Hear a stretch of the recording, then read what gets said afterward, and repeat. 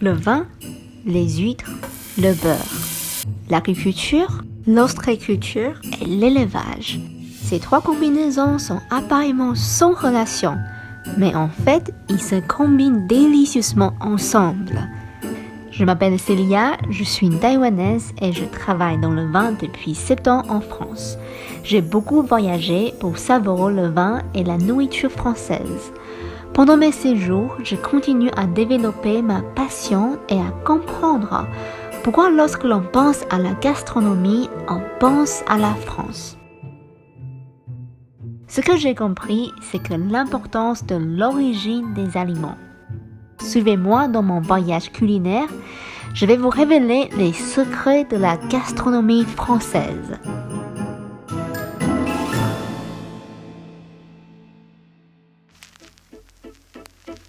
J'ai habité en Charente pendant 1 an et demi. Ici en Charente, on y retrouve un élément essentiel de la culture gastronomique française. Les Français savent tout sur le beurre. Pour cela, je suis venue pour découvrir le savoir-faire du beurre Charente-Poitou AOP dans cette belle région. Je peux? Non, peut-être pas. Ouais, allez-y. Bonjour. Je peux? Donc, c'est une exploitation familiale, c'est la 3e génération. Donc 3 générations ici. Oui, je suis né par les vaches depuis tout petit. On connaît ces vaches.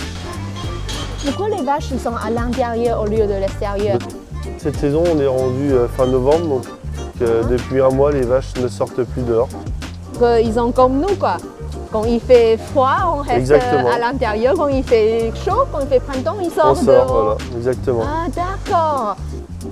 Ils sont en train de manger. Qu'est-ce qu'ils mangent ici? Donc nous avons une ration à base d'ensilage de maïs, ici, comme ceci. Donc notre lait, il est valorisé en AOP Charente-Poitou, parce qu'en fait on a une ration à base de maïs. C'est ce qui favorise la teneur en matière grasse dans le lait, avec une ration à base de 50% de maïs minimum. Je peux sentir? Oui. Ça sent bon en fait, c'est frais. Bah, ils mangent bien Exactement. pour le petit-déj. Hein? Heureuse vache, ça donne du bon lait. Et ensuite, on aura du bon beurre Du bon après. beurre, oui.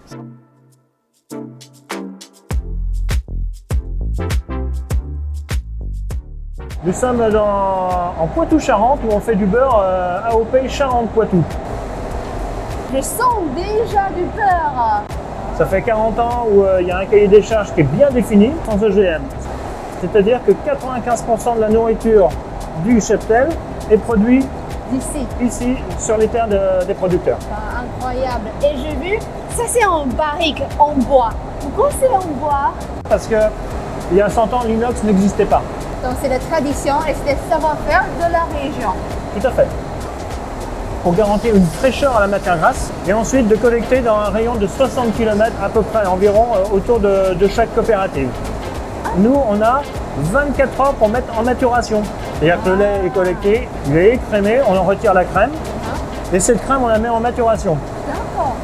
C'est-à-dire que 3 jours après, la crème est mise en maturation au maximum. Et le lendemain, c'est-à-dire 4 jours après la collecte, on fait du beurre. Oh, c'est beaucoup de procédures, hein? Ce qui fait la particularité de la qualité fraîcheur et aussi le terroir. Parce que vous ne ferez pas du beurre AOP Charente-Poitou en Provence, Non. encore moins en Normandie. C'est incroyable. Le montagne du beurre, Une masse de beurre. une masse de beurre. Ce que je vous propose, c'est de goûter au beurre. Voilà. On va le laisser fondre en bouche. Mais dans une dizaine de jours, il va se texturer, je dirais. Les arômes vont continuer à se développer. Il est frais, Il est déjà frais. très fin, Très fin. crémeux et un peu les notes noisettes à l'intérieur. C'est ça. Je vous ai décrit le beurre AOP Charente-Poitou.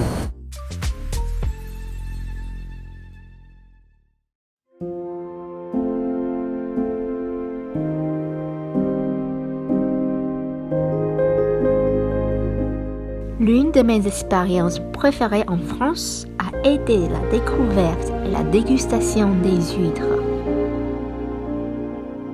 Déguster une huître, c'est retrouver en bouche toutes les saveurs de l'océan. Les huîtres, c'est pas que pour la fête, c'est pour tous les jours.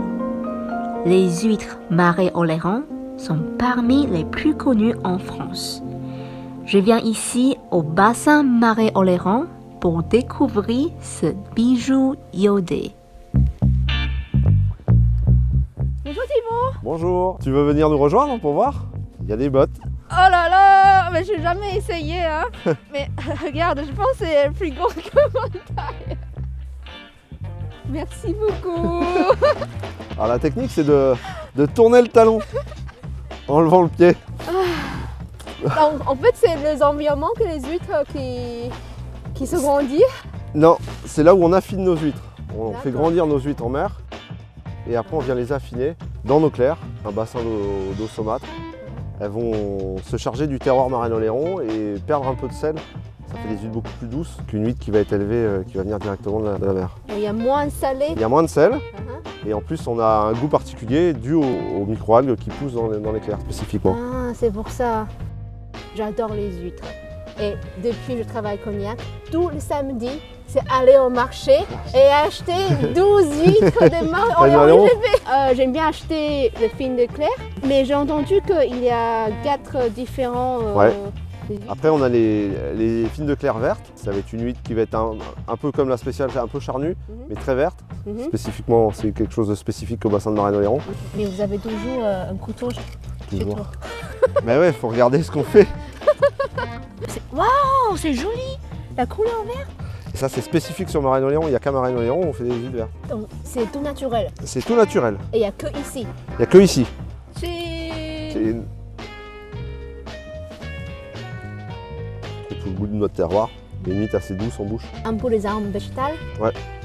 Mâcher bien les huîtres. C'est ça. Faut la sent- mâcher. Faut pas la. Ouais, ça Faut sent la mâcher. beaucoup des arômes. C'est ça. Et Puis on a un le goût relativement peu la longtemps. douceur qui Tout à fait. ressort. On va déguster maintenant, c'est là. La pousse en clair, label rouge. C'est un respect d'un cahier des charges, label rouge, qui est très spécifique. On est les seuls à avoir deux labels rouges sur les huîtres de Marais-Oléron. Et cela, c'est encore. C'est encore au-dessus. C'est le produit exceptionnel. Parce que le final est délicat. Ah oui. J'ai une sensation un peu comme coquille Saint-Jacques.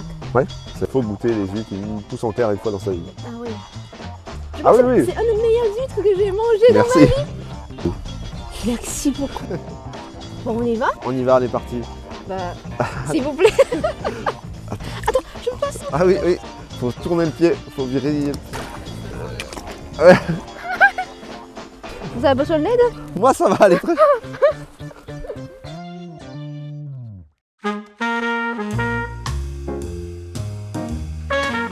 Cherchant du vin associé avec des huîtres, je pensais tout de suite à une appellation du vin blanc ma préférée, Chablis, où on peut trouver des fossiles des huîtres dans le vignoble.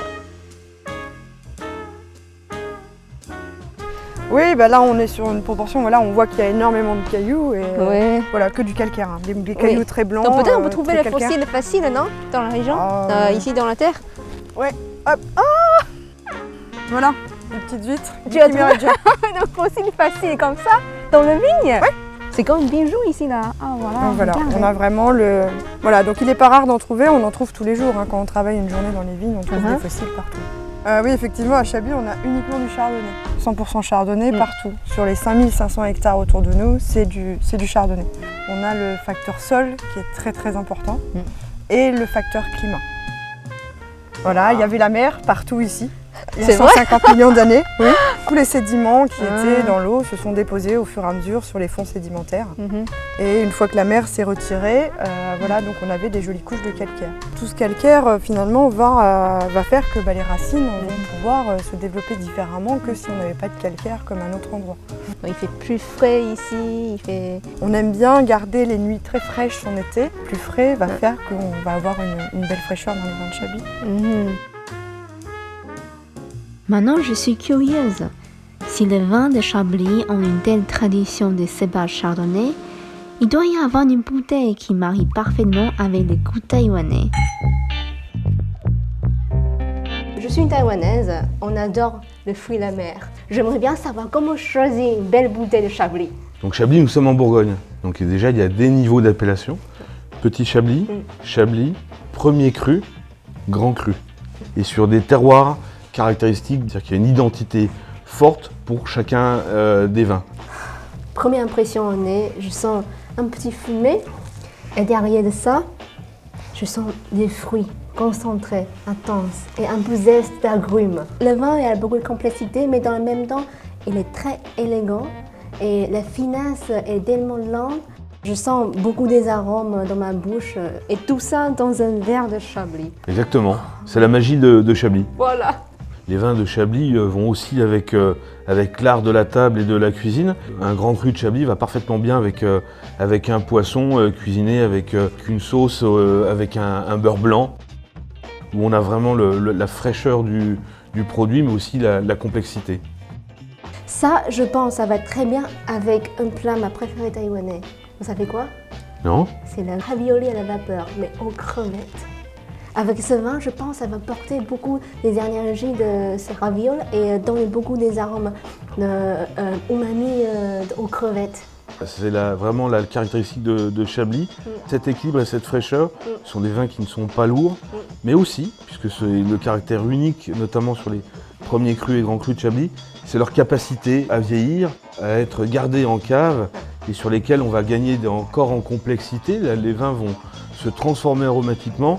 Et par exemple, on peut imaginer d'avoir un premier cru ou un grand cru de quelques années avec un fromage pour conclure un déjeuner ou un dîner.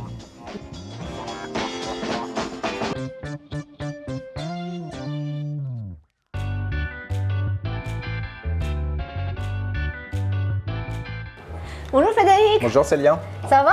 très bien. J'étais à la Claire de Marino-Léron ce matin. Est-ce que vous pouvez cuisiner pour moi et me montrer comment on fait un repas sympathique avec les huîtres? Oui, je peux te faire quelque chose dans mon idée, créatif et respecter le produit au maximum. Pour juste les pocher dedans. Donc après avoir ouvert les huîtres, on va les mettre juste à pocher sur le fourneau. Ça va se raffermir et ça va devenir un petit peu caoutchouteux, donc faut vraiment mi-cuit, parce que là on veut vraiment garder le goût de l'huître. Donc là on va rajouter une petite purée de pommes Granny Smith, Des textures différentes. texture et saveurs différentes. Entre la terre et la mer. C'est ça. Alors là on va râper un petit peu de yuzu pour apporter un petit peu d'acidité en Le plus. yuzu. Ah, je suis fan de la cuisine asiatique. C'est vrai? Après, je vais partager une recette taïwanaise avec toi. Eh ben, avec plaisir. C'est les pommes rosées. Oui, c'est pour jouer un peu sur la couleur et puis le goût. Après, on va rajouter un petit peu de perles de hareng fumé pour apporter un petit côté fumé, le iodé D'accord. et l'acidité. C'est un petit peu de shiso, donc pour le côté vert et le côté un petit peu poivré. Et pour finir, on va rajouter Charentes-Poitou auquel j'ai ajouté une purée d'ail noir. Wow. Pour essayer de C'est faire vraiment dans la région. C'est ça. Ici, là. Et pour essayer de faire un petit trompe-l'œil avec comme une petite perle. Et après de la sauge ananas pour apporter un petit côté acidulé aussi. Et voilà ma recette. Très joli. Il faut que ça soit bon maintenant. Bah, je pense que ça va être très très bon. Je vais préparer quelque chose de taïwanais qui s'appelle la sauce des huîtres. D'accord. Ça donne encore plus des arômes. Donc on a cuisiné le l'ail. Quand il est doré, bien doré, on a rajouté la moitié, la reste. On va mélanger ensemble avec la sauce soja, avec les sauces des huîtres et un petit peu de sucre, mais pas trop. On va ajouter un petit peu au-dessous des huîtres, passer au four. 6 à 7 minutes, ça suffit. Et après, on peut déguster vraiment le goût naturel taïwanais à la maison. Est-ce que tu peux me présenter comment déguster? Alors chez nous en France, la tradition en fait pour manger les huîtres, en fait, c'est pain beurre, huîtres et vin blanc. On va prendre le petit beurre d'ail noir qu'on va manger en premier et après on va déguster l'huître. Alors qu'est-ce que tu en penses? Je sens toujours le beurre parce que c'est une bonne qualité du Ouais, beurre. bah oui. Mais à côté, il y a des épices et un peu de note agrumes.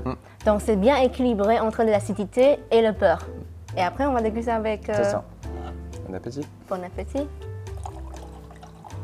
C'est vraiment la sensation de printemps. Qui sont des fruits. Ah, c'est ça, ouais. C'est très bien équilibré entre l'acidité et le côté salé des huîtres. Avec le vin.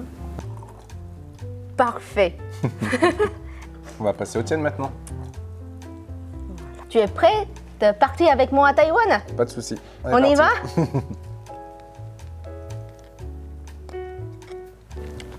Très très bon. On est à Taïwan. Il est un peu trop salé. J'ai ajouté un peu trop de sauce soja. Un petit peu salé. Ouais. Ouais, un peu trop salé. mais sinon, je trouve la note l'ail ça ressent vraiment bien.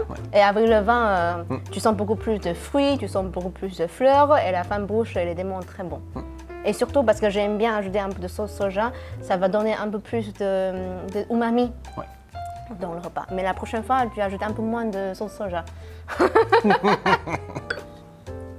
Merci beaucoup de partager la recette et le savoir-faire en France. Fine.